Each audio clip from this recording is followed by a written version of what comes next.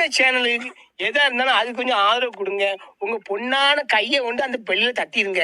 அவங்களுக்கு சப்ஸ்கிரைபர் 5-10 ஏறுனா அவங்க மனசு சந்தோஷப்படும். அவங்க வீடியோவும் பாருங்க.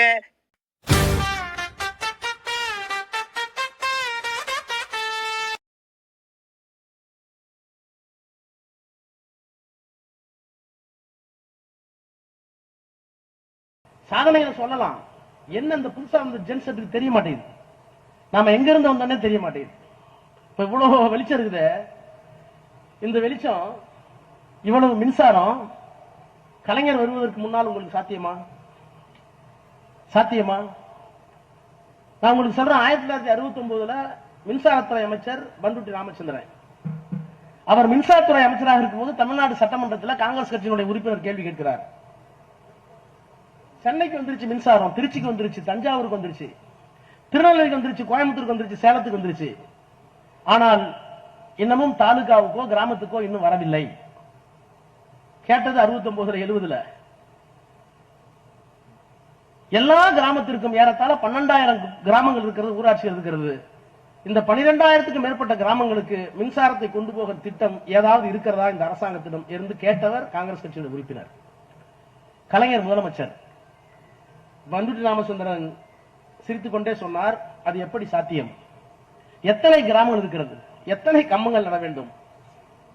எவ்வளவு கம்பி வேண்டும்? எத்தனை மேன் பவர், ஆட்கள் வேணும்?